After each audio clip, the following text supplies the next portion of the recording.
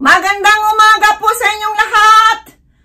Ako po ay taos-pusong nagpapasalamat sa lahat ng mga viewers and listeners ko sa buong mundo, lalong-lalo na dyan sa Pilipinas. At 85% ng ating subscribers ay mula sa Pilipinas. Maraming salamat po sa inyong lahat. At doon sa hindi pa nakapag-subscribe, humiling po ako ng kaunting pabor na i-subscribe ang maliit na channel ni Ate Estela ninyo at pakiclick na rin ang notification bell para sa susunod. Updated po kayong lahat sa mga bagong impormasyon na ibibigay ko mula dito sa Japan. Maraming salamat. Pero paalala lang po, ako po ay hindi doktor, ngunit maaari ko pong ibahagi sa inyong lahat ang ilang mga impormasyon na ayon lamang sa aking pagsaliksik. Hindi po ako nagbibigay ng payo, diagnosis o panggagamot. Maraming salamat po. At ngayon, simulan na natin. Meron na naman akong isang subscriber na nagtanong. Alam nyo guys, mas maganda pa yata yung manggaling talaga sa subscribers yung tanong na ginagawan ko ng video para legit.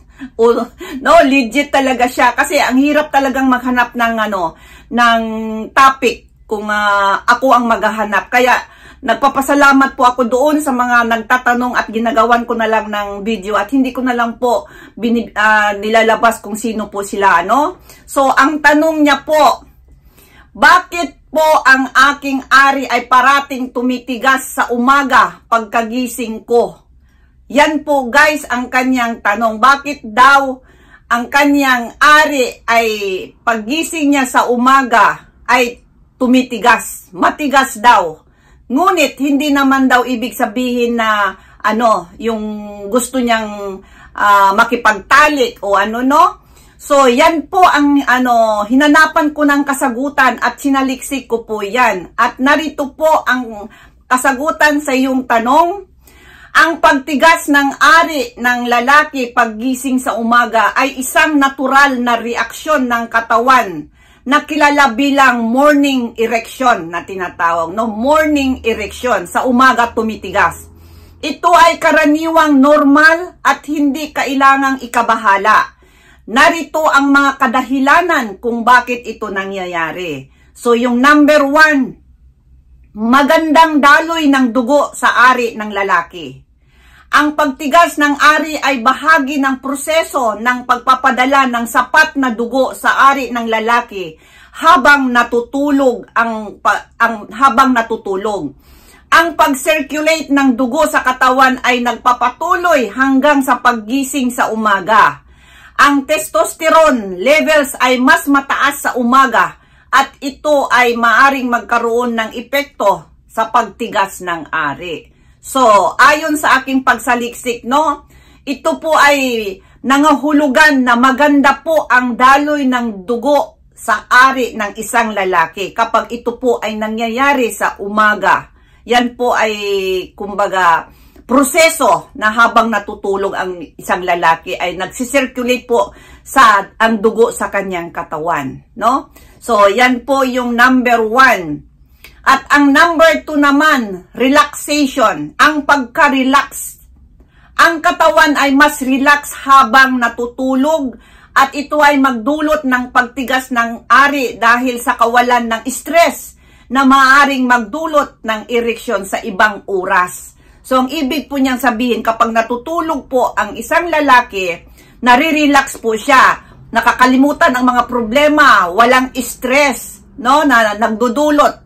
Kaya, tumitigas yung sa kanya ng kahit wala pong ibig sabihin na dahilan na gusto nating naaaros ba siya o gusto ba niyang Kaya, yun ang ibig sabihin pala, nare-relax ang isang lalaki at yung ari niya paggising sa umaga, ito ay nagdudulot ng erection o pagtigas kahit sa ibang oras. So, ibig sabihin, ang pagkakaalam kasi kahit ako, na ang ari ng isang lalaki ay tumitigas lang kapag, yung tawag na arouse o yung, basta nakikiliti siya, Pero ayon dito, pag relax ang lalaki sa pagtulog, kaya pagising sa umaga ay tumitigas siya. Yun ay nagdudulot ng ereksyon. So, kahit sa umaga, sa ibang oras. So, yan po yung number 2, relax po, na relaxation. At ang number 3 naman, puno ng ihi ang bladder o ang pantog. Kapag ang lalaki ay nagising sa umaga, maaring magkaroon ng reflex na pagpapabilis ng daloy ng ihi mula sa pantog. Ito ay isang paraan ng katawan upang maiwasan ang pag-ihi habang natutulog. At ito ay nauugma sa pagtigas ng ari sa umaga paggising. So meron pala siyang koneksyon, no, na kapag punong-puno na yung pantog ng ihi ng isang lalaki, paggising niya sa umaga, ayun pala is nauugma doon sa pagtigas ng ari sa paggising niya sa umaga. So ganun pala ang isa ring dahilan bakit tumitigas sa umaga pagkagising ang ari ng isang lalaki. So, ayan po yun, no? Puno ng ihi ang pantog o bladder na tinatawag. At ang number 4, nocturnal phenyltumescence. Ang hirap talagang bigkasin nitong medical, So, yan po, no? Nocturnal phenyltumescence. Hindi ko alam kung ano sa Tagalog yan. Ito ang pangunahing dahilan kung bakit madalas tumitigas ang ari ng isang lalaki sa umaga. Habang natutulog, nagkakaroon ng mga kusang pagtigas ang lalaki kahit wala itong kahulugan o koneksyon sa mga panaginip o emosyon. Ito ay bahagi ng natural na proseso ng tulog at nagpapakita na ang katawan ay gumagana ng maayos. Ayun pala, ito pala yung tinatawag na nocturnal phenyltumescence na tinatawag, no? Ang pangunahing dahilan kung bakit madalas tumitigas ang ari ng isang lalaki sa umaga. So, ayan po guys, ang number 4. At ang number 5 naman natin, yung hormonal na pagbabago naman ito.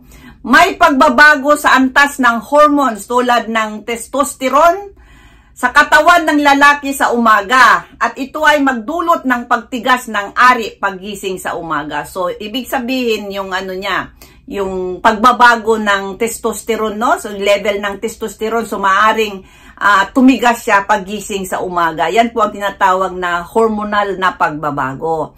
So, ayan po guys, ang 5 dahilan bakit tumitigas ang ari sa umaga pagkagising. Sana nakita mo ito. At ako po ito as pusong nagpapasalamat sa iyong tanong, at uulitin ko po, nandito po ang 5 dahilan. Magandang daloy ng ari sa lalaki. Number 2, relaxation. Number 3, puno ng ihi ang bladder o pantog. Number 4, nocturnal phenyltumescence. At ang number 5 naman is yung hormonal na pagbabago sa katawan. Ayan, maraming salamat po sa inyong lahat. At sana doon sa hindi pa nakapag-subscribe, humiling po ako ng kaunting pabor na i-subscribe ang maliit na channel ni Ate Estela ninyo. Pakiclick na rin ang notification bell para updated po kayo sa lahat ng mga i-export ko na mga bagong sariwang impormasyon mula dito sa Japan.